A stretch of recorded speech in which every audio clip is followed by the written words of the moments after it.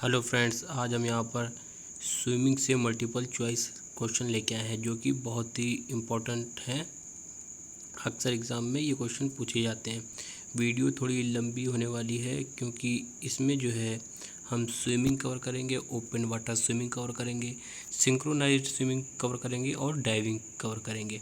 तो जितने भी ये हमने नाम आपको बताए हैं, open water swimming, synchronized swimming या डाइविंग, ये सब फीना के अंतर्गत होते हैं। जैसे कि इस वीडियो में आपको पता चलेगा ओपन वाटर स्विमिंग के लिए पानी की स्थिति कैसी होनी चाहिए, सिंक्रोनाइज्ड स्विमिंग के दौरान पंजों की क्या स्थिति रहती है, डाइव के अंतर्गत कितने समूह आते हैं। तो ये सब बहुत इम्पोर्टेंट वीडियो होने वाली है आपके लिए।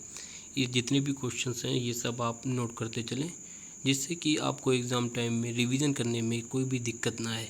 क्योंकि वीडियो लंबी होगी, आप इतना टाइम नहीं दे पाएंगे। अगर क्वेश्चन आपके नोट होंगे तो आप फ़ौरन रिवीजन करके अगले दिन एग्ज़ाम दे सकते हैं। अगर आप चैनल पर नए हैं तो please physical education job mission को सब्सक्राइब कर दें और बेल आइकन को प्रेस कर दें, जिससे कि आपको फिजिकल एजुकेशन से रिलेटेड वीडियो मिलती रहे। तो आइए शुरू करते हैं क्वेश्चन और आंसर। पहला है, फीना की फुल फॉर्म क्या है। आप ऑप्शन देख रहे हैं तो इसका जो सही ऑप्शन है वो है ऑप्शन गा, फेडरेशन इंटरनेशनल डी नटेशन। ये आपकी फीना की फुल फॉर्म है। नेक्स्ट है, इंस्पेक्टर्स ऑफ टर्न किस खेल से संबंधित है। तो किससे संबंधित है, स्विमिंग पूल से। नेक्स्ट है, स्विमिंग में ऑटोमेटिक टाइम मशीन न होने पर प्रत्येक लेन में जजों की संख्या कितनी होगी। तो जजों की संख्या कितनी होगी, 9 जजों की संख्या होगी। आंसर नंबर घ। नेक्स्ट क्वेश्चन है, स्टैंडर्ड पूल 8 लेन का होता है मगर अतिरिक्त कितनी लेन डाली जा सकती हैं।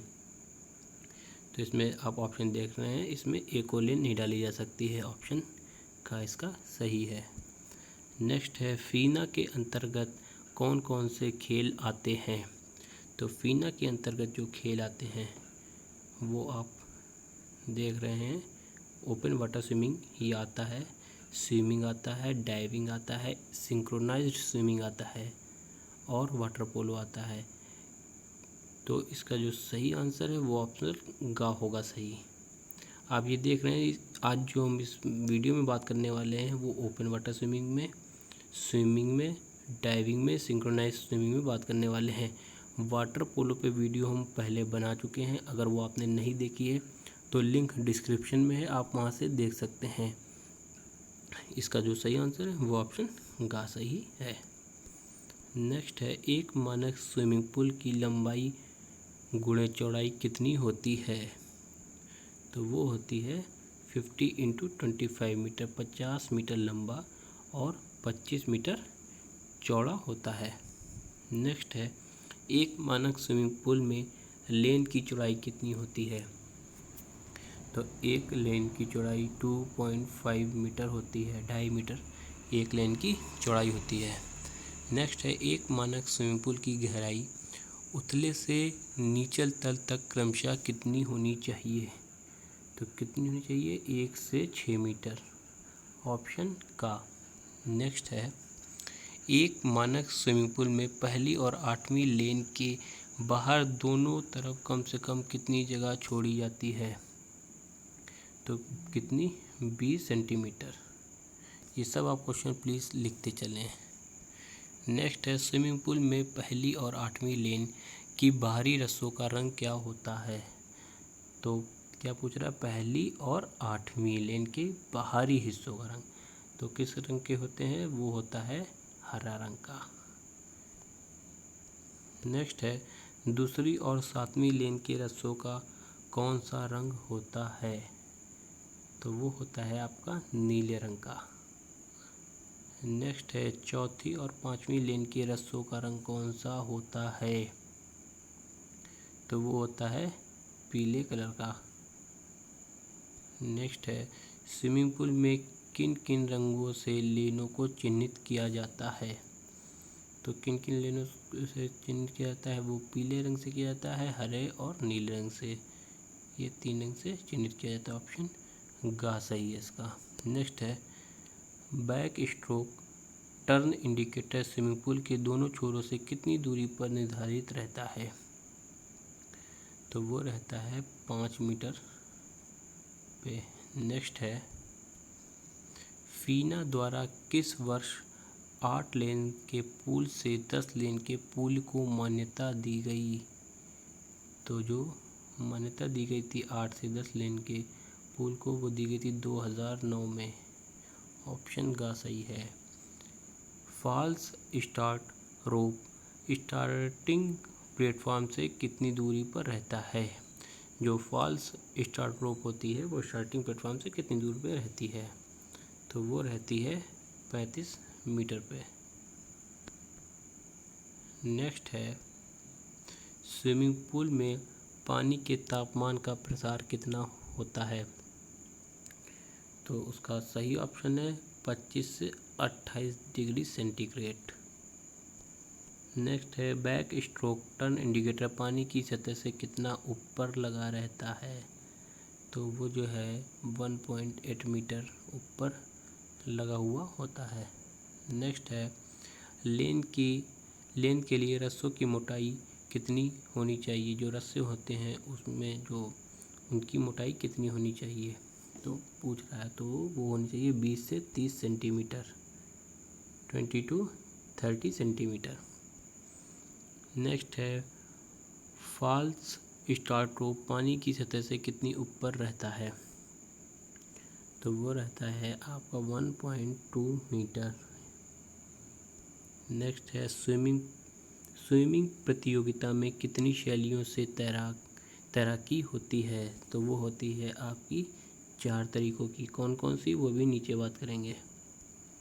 नेक्स्ट है स्विमिंग प्रतियोगिता के लिए कौन सी शैलियों का प्रयोग किया जाता है, तो आगे आप वही वाला क्वेश्चन, जो भी 4 शैलियाँ थी उनके नाम ये लिखे हैं, इसमें से आपको सही क्रम छांटना है। तो इसमें जो सही क्रम है वो है आपका free style, back stroke, breast stroke, back stroke और बटरफ्लाई। ऑप्शन ख सही है। नेक्स्ट है मेडले स्पर्धा को एकल के लिए होती है, उसमें तैराकियों की शैली का क्रम क्या रहता है, ये पूछ रहा है कि जो मेडले स्पर्धा होती है इंडिविजुअल, तो उसमें कौन सा स्ट्रोक पहले किया जाता है। जो ऑप्शन आप देख रहे हैं, back stroke, breast stroke, free style, butterfly, इसको सीक्वेंस से लगाना है। तो जो इसमें पहले जो सबसे पहले किया जाता है वो किया जाता है आपका बटरफ्लाई सबसे पहले, उसके बाद जो है आपका बैक स्ट्रोक किया जाता है, उसके बाद ब्रेस्ट स्ट्रोक किया जाता है और सबसे लास्ट में फ्री स्टाइल किया जाता है। तो इसका जो सही क्रम है तो वो है ऑप्शन खा, नंबर 4 पहले पे बटरफ्लाई आ जाएगा, फिर जो है बैक स्ट्रोक आ जाएगा, फिर ब्रेस्ट स्ट्रोक और फिर फ्री स्टाइल। नेक्स्ट है मेडले रिले स्पर्धा टीम में तैराकी की शैलियों का क्रम क्या होगा, उसमें इंडिविजुअल पूछा था, इसमें रिले में पूछ रहा है कि इसमें रिले में कौन सा क्रम रहेगा। तो इसमें जो सबसे पहले रहेगा वो रहेगा बैक स्ट्रोक, फिर उसके बाद इसमें ब्रेस्ट स्ट्रोक आता है, फिर बटरफ्लाई आता है और लास्ट में आपका फ्री स्टाइल होगा। तो इसका जो सही ऑप्शन है वो ऑप्शन गा सही होगा, 1 2 4 3। नेक्स्ट है एक तैराक स्टार्ट या टर्न के दौरान ज़्यादा से ज़्यादा पानी के अंदर कितनी दूरी तक रह सकता है, तो वो रह सकता है 15 मीटर की दूरी तक केवल। ऑप्शन का सही है। नेक्स्ट है हीट्स के आधार पर पहले नंबर पर आने वाले तैराक को 8 लेन के पुल में कौन सी लेन दी जाती है, तो अगर 8 लेन का पुल है तो कौन सी दी जाएगी, जो हीट्स में पहले नंबर पे आया है तो उसको जो है 4 नंबर की लेन दी जाएगी। नेक्स्ट है हीट्स में 10 लेन के पुल में पहले नंबर पर आने वाले तैराक को कौन सी लेन दी जाएगी, ये पूछ रहा है। जो 10 लेन का पुल है अगर और हीट्स में पहला स्थान कोई खिलाड़ी लाया है तो उसको कौन सी लेन दी जाएगी, तो उसको 5वीं लेन दी जाएगी।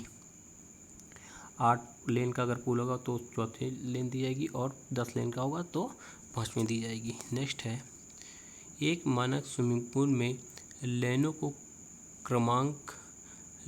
क्रमांक कहाँ से कहाँ तक दिया जाता है। आप ऑप्शन देख रहे हैं, तो वो दिया जाता है ऑप्शन नंबर 0 से 9 तक। नेक्स्ट है, अगर 8वें स्थान पर हीट्स के दौरान 2 तैराकों का समय एक समान हो तो अगले राउंड के लिए निर्णय किस आधार पर लिया जाएगा। तो जो निर्णय लिया जाएगा वो आपका लिया जाएगा अतिरिक्त लेन का प्रयोग किया जाएगा। ऑप्शन घ सही है। नेक्स्ट है, स्टार्ट प्लेटफॉर्म पानी की सतह से कितना ऊपर होता है। तो वो होता है 50 to 70 सेंटीमीटर। ऑप्शन घ। नेक्स्ट है, तैराकी के उस स्टाइल को क्या कहते हैं जिसमें दोनों हाथ एक साथ पानी से बाहर निकलते हुए आगे की तरफ से पानी को पीछे की ओर खींचते हैं। तो उसको कहते हैं बटरफ्लाई। नेक्स्ट है, स्विमिंग पूल में प्रकाश की तीव्रता कितनी होती है। तो वो होती है 600 LUX। ऑप्शन नंबर घ। नेक्स्ट है, तैराकी का प्राचीन स्वरूप कब और कहाँ मिलता है। तो वो मिलता है 500 ईसा पूर्व यूनान से। ठीक है, ऑप्शन नंबर ख। नेक्स्ट है, स्टार्ट प्लेटफॉर्म का ढाल किस कोण पर होता है। तो जो कोण होता है वो होता है आपका 10 डिग्री पे। नेक्स्ट है, प्लेटफॉर्म की माप क्या होती है। तो प्लेटफॉर्म की जो माप होती है वो होती है 50 × 50 सेंटीमीटर। नेक्स्ट है, बैक स्ट्रोक इंडिकेटर लाइन किस रंग का होता है, किस रंग की होती है। जो बैक स्ट्रोक इंडिकेटर लाइन जो होती है वो किस रंग की होती है। तो वो होती है सफ़ेद रंग की। नेक्स्ट है, बैक स्ट्रोक इंडिकेटर लाइन जो एंड लाइन से 5 मीटर की दूरी पर होती है वह पानी की सतह से कितनी ऊपर होती है। तो वो होती है आपकी 1.80 मीटर। नेक्स्ट है, पूल में पानी के नीचे की फर्श की सतह तैराकों की सहूलियत के लिए लेन को चिह्नित करने वाली रेखाएं बनी होती हैं। उनकी लंबाई और चौड़ाई की मोटाई की माप क्या होगी। जो पुल के नीचे जो लाइनें होती हैं तो वो लंबाई और चौड़ाई पूछ रहा है। तो वो होती हैं 46 मीटर लंबी और 20 से 30 मीटर मोटी। ऑप्शन घ। नेक्स्ट है, ओलंपिक में तैराकी प्रतियोगिता के अंतर्गत पुरुष के लिए कितनी स्पर्धाएं होती हैं। तो पुरुष के लिए 16 स्पर्धाएं होती हैं। नेक्स्ट है, ओलंपिक में तैराकी प्रतियोगिता के अंतर्गत महिलाओं के लिए कितनी स्पर्धाएं होती हैं। तो उनके लिए भी 16 ही होती हैं। नेक्स्ट है, ओलंपिक में पुरुष की फ्री स्टाइल प्रतियोगिता में कितनी दूरी की तैराकियां आती हैं।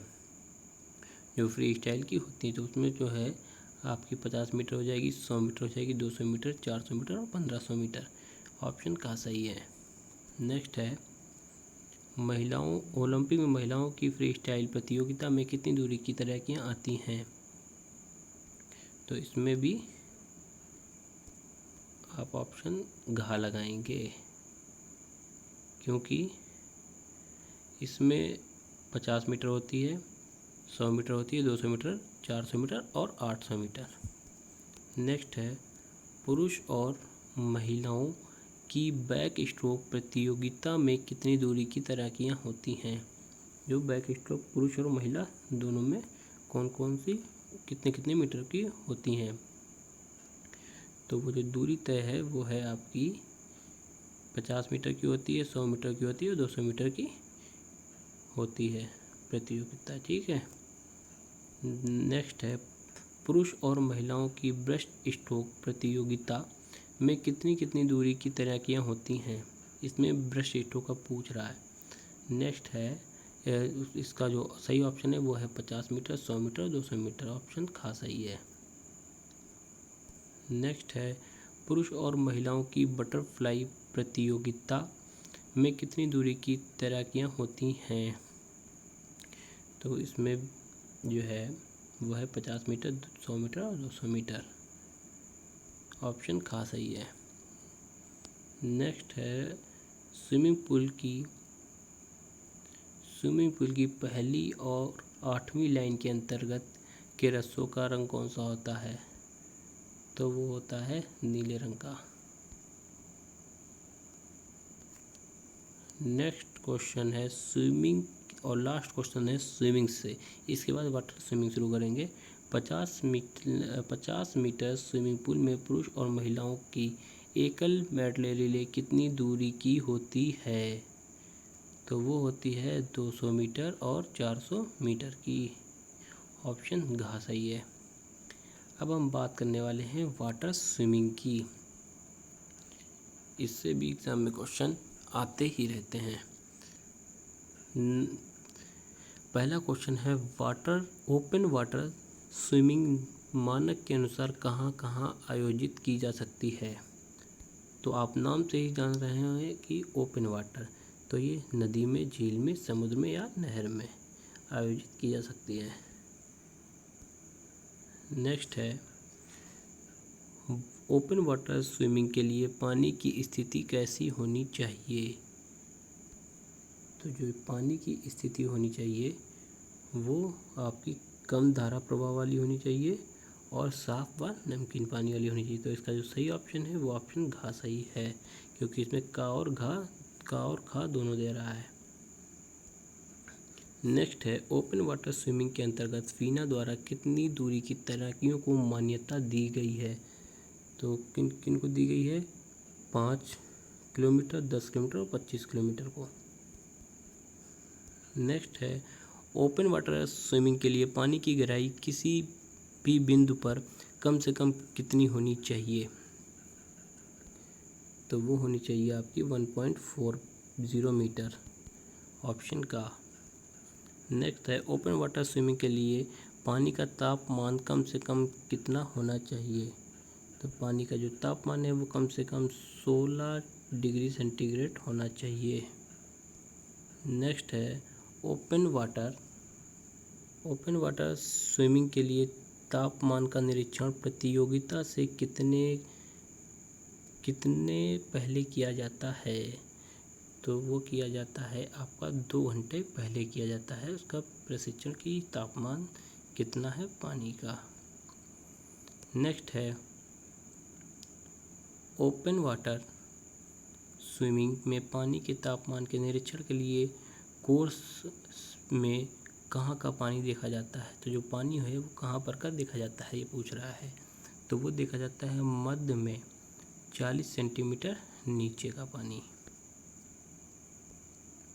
नेक्स्ट है ओपन वाटर स्विमिंग में कितने मीटर की तैराकी को मैराथन कहा जाता है। तो वो जो मैराथन कहा जाता है वो 10 किलोमीटर की तैराकी को या 1000 मीटर की तैराकी को मैराथन कहा जाता है या 10 किलोमीटर की। नेक्स्ट है लास्ट क्वेश्चन है ओपन वाटर स्विमिंग का। ओपन वाटर स्विमिंग में सभी स्पर्धाएं किस शैली में होती हैं। तो वो जितनी भी होती हैं वो फ्री स्टाइल में होती हैं। अब बात करेंगे सिंक्रोनाइज्ड स्विमिंग की। सिंक्रोनाइज्ड स्विमिंग में एक खिलाड़ी प्रतिभाग कर रहा हो तो उसे किस तरह की प्रतियोगिता कहा जाएगा। तो उसको सोलो कहा जाएगा। नेक्स्ट है एक टीम के 2 खिलाड़ी एक साथ सिंक्रोनाइज्ड स्विमिंग की प्रतियोगिता में प्रतिभाग कर रहे हैं तो उसे क्या कहा जाता है। तो उसको कहा जाएगा ड्यूएट। नेक्स्ट क्वेश्चन है सिंक्रोनाइज्ड स्विमिंग में टीम प्रतियोगिता में कितने खिलाड़ी एक टीम में होते हैं। तो वो होते हैं आपके 4 से 8। नेक्स्ट है सिंक्रोनाइज स्विमिंग के दौरान किसका प्रयोग किया जाता है? तो म्यूजिक का प्रयोग किया जाता है सिंक्रोनाइज स्विमिंग के दौरान। नेक्स्ट है सिंक्रोनाइज स्विमिंग के दौरान पंजों की स्थिति क्या रहती है? जो पंजे होते हैं उनकी स्थिति क्या रहती है? तो उनकी स्थिति पॉइंटेड रहती है, मुड़े हुए नहीं होना चाहिए, ठीक है, हाथ से पकड़े हुए नहीं होना चाहिए, सीधे नहीं होने चाहिए, तो इसकी स्थिति पॉइंटेड रहती है। नेक्स्ट है कॉम्बिनेशन सिंक्रोनाइज स्विमिंग में एक टीम में कितने खिलाड़ी होते हैं? तो उसमें होते हैं 8 से 10 खिलाड़ी। नेक्स्ट है टेक्निकल रूटीन प्रकार की प्रतियोगिता में खिलाड़ी को किस प्रकार का प्रदर्शन करना होता है? तो वो करता है फीना द्वारा तय घटक, जो फीना ने घटक तय किए हैं उसके वो करने पड़ते हैं। नेक्स्ट है फ्री रूटीन प्रकार की प्रतियोगिता में खिलाड़ी को किस प्रकार का प्रदर्शन करना होता है? तो ये ऑप्शन से ही पता चल रहा है फ्री है, तो वो स्वयं द्वारा तय घटक। नेक्स्ट है तैराकी में डॉल्फिन का प्रयोग कहाँ होता है? तो वो होता है सिंक्रोनाइज्ड स्विमिंग में। नेक्स्ट और लास्ट क्वेश्चन है सिंक्रोनाइज्ड स्विमिंग का। कैटेलिना रोटेशन का प्रयोग फीना के किस खेल में होता है? तो वो होता है सिंक्रोनाइज्ड स्विमिंग में, क्योंकि हम बात कर रहे हैं सिंक्रोनाइज्ड स्विमिंग की। अब हम बात करने जा रहे हैं डाइविंग की। डाइविंग से भी बहुत क्वेश्चन आते हैं एग्ज़ाम में, वही इम्पोर्टेंट क्वेश्चन हमने यहाँ पे उठाए हैं। तो आइए देखते हैं। पहला है सभी डाइव, पहले क्वेश्चन पढ़ रहे हैं फिर ऑप्शन आपको दिखा देंगे। सभी डाइव गोताखोरी को किस पद्धति के द्वारा चिन्हित किया जाता है? अब आप ऑप्शन देख लें, थोड़ा बड़ा करके दिखा देते हैं। ऑप्शन ए 2 या 3 क्रम में अंक जिसके अंत में अंग्रेजी की वर्णमाला का एक अक्षर, 3 या 4 क्रम में अंक जिसके अंत में अंग्रेजी की वर्णमाला का एक अक्षर, 3 या 4 के क्रम में अंक जिसके शुरू में अंग्रेजी की वर्णमाला का अक्षर, 2 या 3 में अंक जिसके शुरू में अंग्रेजी की वर्णमाला का अक्षर। तो जो इसका सही आंसर है वो है आपका ऑप्शन खा, 3 या 4 में क्रम में अंक जिसके अंत में अंग्रेजी की वर्णमाला का एक अक्षर, ठीक है। नेक्स्ट है डाइव को चिन्हित किए जाने वाले अंक प्लस वर्णमाला में सबसे पहला अंक इंगित करता है। तो वो किसको इंडिकेट करता है? वो करता है आपका डाइव से संबंधित समूह को। नेक्स्ट है अगर डाइव से पहले 309 बी स्क्रीन पर अंकित होता है तो इसमें 3 किस को इंगित करता है? तो जो 3 है वो इंगित करता है आपका रिवर्स डाइव को। नेक्स्ट है डाइव के अंतर्गत कितने समूह आते हैं? तो डाइव के अंतर्गत टोटल 6 समूह आते हैं। नेक्स्ट है क्रमशः 1, 2 तथा 3 कौन से डाइव समूह को इंगित करते हैं? तो आपको ये याद रखना है, 1 करेगा फ्रंट को, 2 करेगा बैक को और 3 करेगा रिवर्स को। नेक्स्ट है 4, 5, 6 किस डाइव समूह को इंगित करते हैं? तो वो करते हैं 4 करेगा इन्वर्ट, 5 करेगा ट्विस्टिंग को और 6 करेगा आर्म स्टैंड को। ऑप्शन नंबर का सही है। नेक्स्ट है फ्रंट, बैक, रिवर्स तथा इन्वर्ट टाइप समूह में द्वितीय अंक किसको इंगित करता है? तो वो करेगा आपका फ्लाइंग एक्शन को।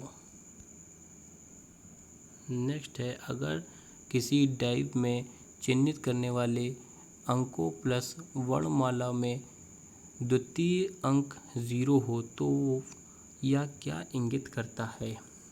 तो ये जो है इंगित करता है वो आपका वो करता है नो फ्लाइंग एक्शन।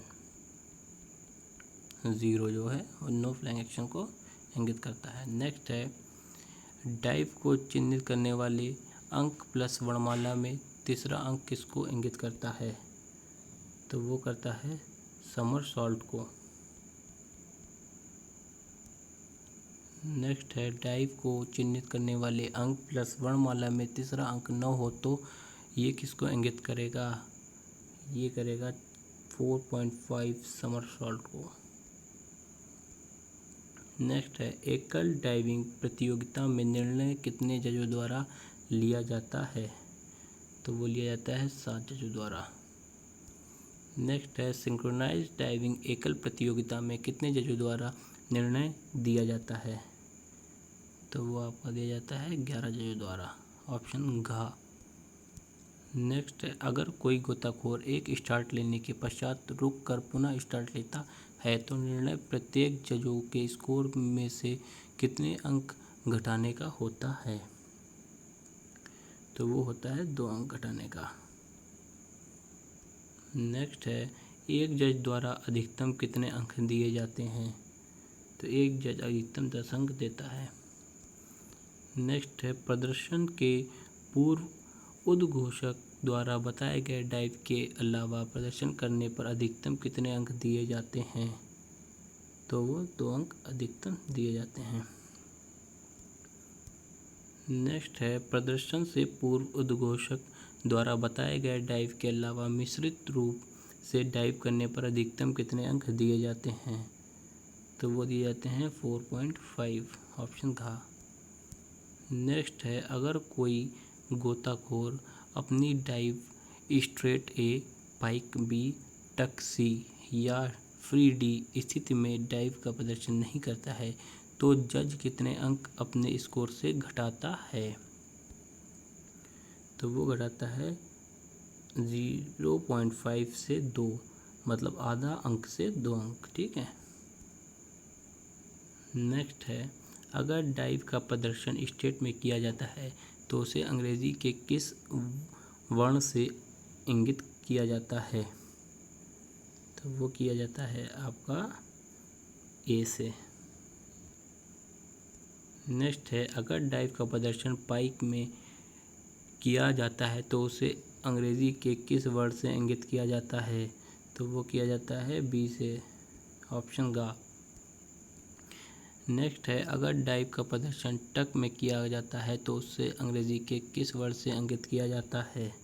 तो वो किया जाता है सी से। ऑप्शन ख। नेक्स्ट है, अगर डाइव का प्रदर्शन फ्री में किया जाता है तो उसे अंग्रेजी के किस वर्ण से इंगित किया जाता है? तो वो किया जाता है डी से। नेक्स्ट है, डाइविंग के लिए कितनी ऊंचाइयों का प्लेटफॉर्म प्रयोग किया जाता है? तो डाइविंग के लिए जो प्लेटफॉर्म प्रयोग किया जाता है वो किया जाता है आपका 5 मीटर, 7.5 मीटर तथा 10 मीटर। ऑप्शन घ। नेक्स्ट है, डाइविंग के लिए कितनी ऊंचाई का स्प्रिंग बोर्ड प्रयोग किया जाता है? वो किया जाता है 1 मीटर तथा 3 मीटर का। ऑप्शन नंबर का। नेक्स्ट है, डाइविंग की उस स्थिति को क्या कहते हैं जिसमें गोताखोर कमर से और घुटने से पैरों को मोड़कर दोनों हाथों से शिन बोन को पकड़ता है जो देखने में बॉल जैसी आकृति लगती है? तो वो है टक। नेक्स्ट है, डाइविंग की कौन सी स्थिति सबसे मुश्किल होती है? तो वो है स्ट्रेट की स्थिति। नेक्स्ट है, डाइविंग की उस स्थिति को क्या कहते हैं जिसमें शरीर कमर व घुटने के पास मुड़ता नहीं है?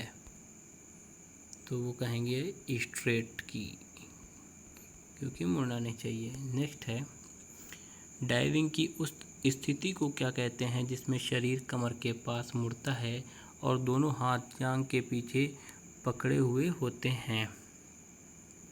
तो उसे कहेंगे पाइक।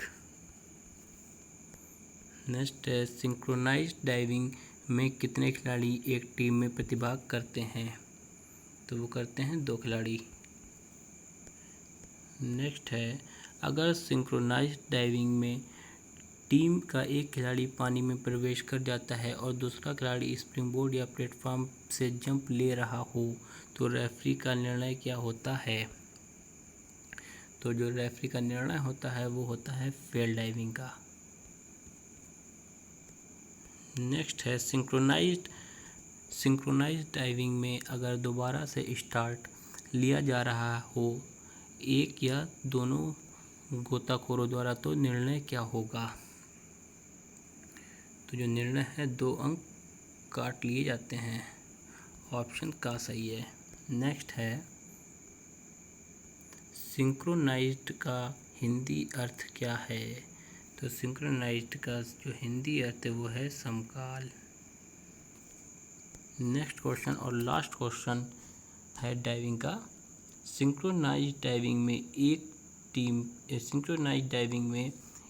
टीम के दोनों खिलाड़ी द्वारा प्रदर्शन किस प्रकार का करना होता है? आप क्वेश्चन देख लिए, ऑप्शन देख लें। अलग अलग, समकाल, विपरीत या तैरने का। तो इसका जो सही ऑप्शन है वो है ऑप्शन खा सही है। ऑप्शन खा। ठीक है, इन सारे क्वेश्चनों को प्लीज़ आप लिख ज़रूर लें जिससे कि एग्ज़ाम टाइम में आपको कोई भी दिक्कत ना, क्योंकि वीडियो बहुत लंबी है। अगर आप एग्ज़ाम टाइम में ही देखेंगे तो बहुत देर लगेगी। अगर क्वेश्चन लिख लेंगे तो आप आराम से 10 मिनट में वो कवर कर लेंगे, तो वो आपके लिए बहुत अच्छा होगा।